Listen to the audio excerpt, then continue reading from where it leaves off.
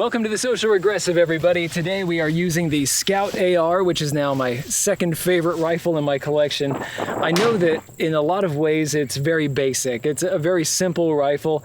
It doesn't really have any highfalutin parts, and it would actually be a pretty inexpensive build all the way around. But it's very lightweight, very easy to point, easy to get on target, and I'm just floored by its performance. I love the way that this works. We've done some videos with this, but today what we're really going to concentrate on are these. These are the Ultradyne C4 sights. One at the back, one at the front. And these are just flippin' amazing. They really combine a lot of the things that I like. I like precision shooting. You know that I love my long range challenges, and I love a rifle that can flex into those types of shots if need be. I want to be able to take shots with this at 400 yards, but I'm really intending this for closer work. And these actually work really well for that as well.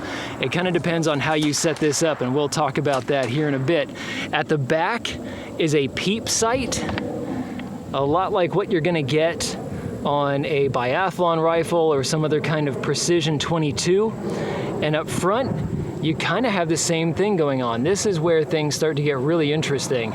So you are actually looking through both sights. You don't have a post up front.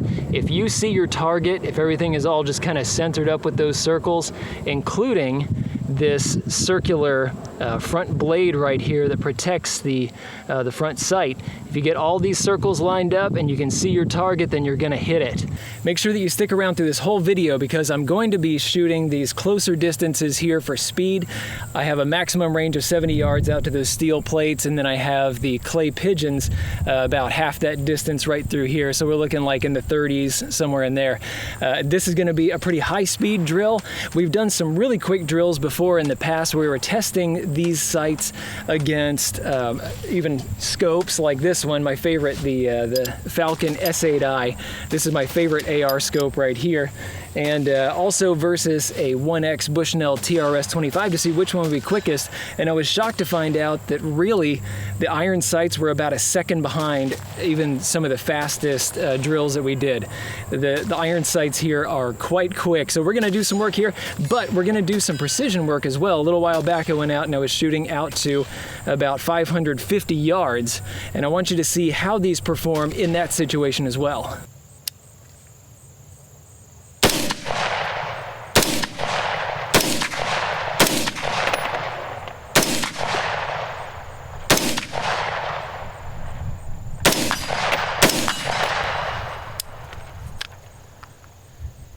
Those clay pigeons don't want to bust. I don't know how many of those times that I hit. I think I hit all of them. They just don't want to break. Tell you what, let's finish them off. There we go.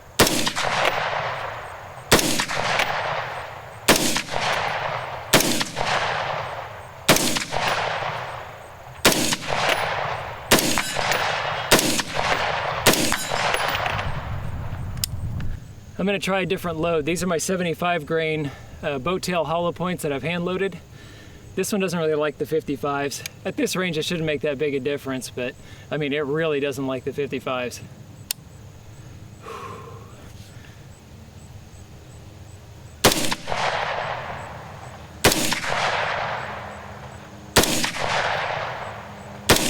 There we go.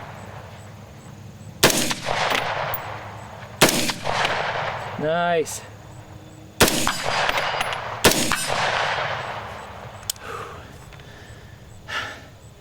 Okay, yeah. I had to hold just slightly over that time. That did the trick.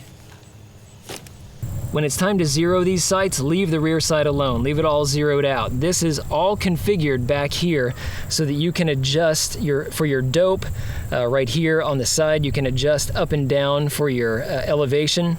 And then on the side, you can adjust your windage right here. And this is for on-the-fly work. Leave this alone for zero.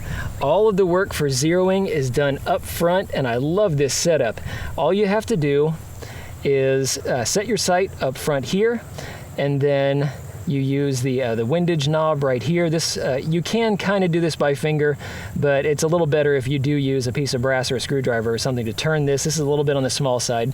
That's going to set your windage, and then for your elevation, check this out. All you have to do is push down on the leaves that protect the sight in the middle, protect that post, and then you spin it up and down by hand. So this is where you set your elevation, there's where you set your windage, and then come back here when you're ready to start taking your shots at various distances, and you can dial from 200 yards up to 600 yards by 50-meter increments.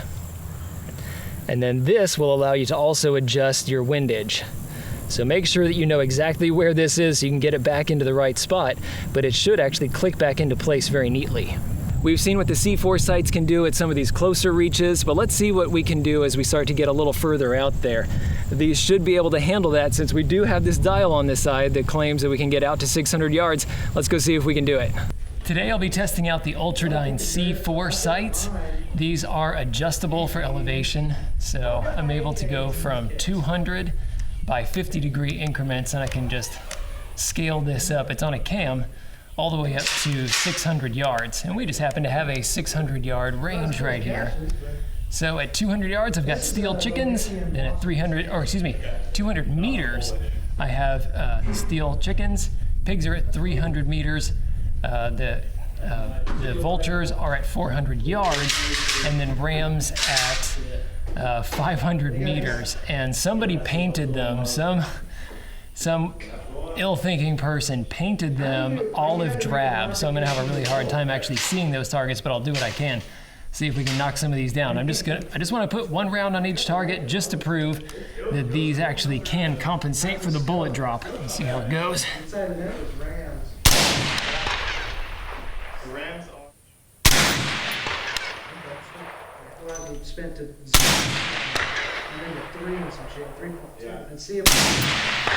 Aha!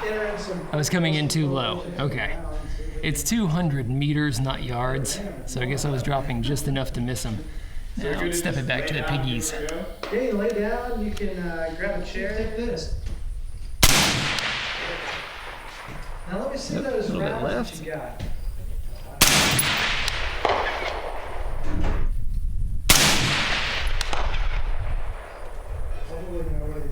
There we go. Counting for some retard. If you go to, how about aha. Yeah, those are coming in a little low as well. so you can actually All right, see, so we're gonna crank this up. It's 400 yards, I but guess it'll help. I'm gonna go ahead and dial in 450, First to 500. just because everything's been coming in low so far. Anything. Oh yeah, first shot. How about that? That's it. All right, I'm gonna go ahead straight for 600 yards. This is 550 yards, actually. But either my zero is a little off or it's the ballistics of these 75 grain BTHP match bullets. And now I gotta see if I can see anything out there. I see one way off to the right. Let's see if I can get him. Hang on, let me, Hit! that thing Just didn't fall. Not enough energy. Let's get another hit, just for fun. Nothing. I guess, you know what? Oh, hi. Up the top of the berm. Do you see what I'm talking about? There we go, that one took it down. All right, so as you can see, the sights are totally up to the challenge. Really what they're designed for, these are more designed for quick access, quick use. It's for two eyes open shooting at, even moving targets up close. And, these are ones that I tried out in that challenge before where I was quickly bouncing from target to target. And these are fast, they're accurate. I highly, highly recommend them. I've used that GG&G MAD reticle on the backup iron sight on the back on my other rifle. I like it a lot. This is better. It's just so easy to dial, and since all of your major adjustments are done up front instead of back here, that means you can play around here. If you got wind, you can actually dial it here and then just come back to zero. And then same thing on the elevation. You can zero up front, and then you can set your drop, your ballistic drop right here. really cool sights. In the final analysis, yeah, these sights really work, but are they worth the price tag? You're looking at about $275 for a pair, and you do have some options when it comes to that. Right now, these are the kind of same plain ones, since we do have one continuous rail running all the way through here. If you have a gas block, yes, there's a model that's going to set up a little bit higher like that, and if you want, you can actually get a version that attaches to their muzzle brake out front, so that way it's actually attached to the barrel. If you're concerned about any kind of flex in your forearm, I'm really not on this. I know that it is a lightweight kind of flexible forearm, but for practical shooting, I don't really see the need to slap it out there. But some of you guys that want to be able to get a little bit more precision, you can get that version that actually attaches to the barrel and still folds down as well. And I think those should come out to be about the same price. You can also get one of their excellent Apollo muzzle brakes or one of the others and put that out there as well. That's probably the most aggressive muzzle brake that's out on the market. It's loud, it blows hot air down your arm. It's quite an experience, but yeah, it does work. So yeah, I think that it is worth the price. I like to have an upgraded iron sight on my rifles because I do consider it to be the primary sight of the rifle. I don't really think of them as backup iron sights. I actually would not mind going out hunting with these, and I actually did try. We didn't find any hogs or anything when we were out there, but we did at least stump around, and I feel like I could easily, quickly get on target and be able to get that good two eyes open shooting going on. Thanks a lot to patrons of the Destructive Arts that have made these videos possible. Thank you to Sportsman's Guide at the 338 Lapua Magnum level, Stan and Mary at the 300 Win Mag level, and then we have Peter at the 300 Win Mag level, and everybody else that had chipped in $1 or $2 a month to keep these coming. If you'd like to be one of those, I'll put a link to Patreon down below, and I'll see you guys in the next video. Thanks for watching. If you liked this video, be sure to like, share, and most importantly, subscribe.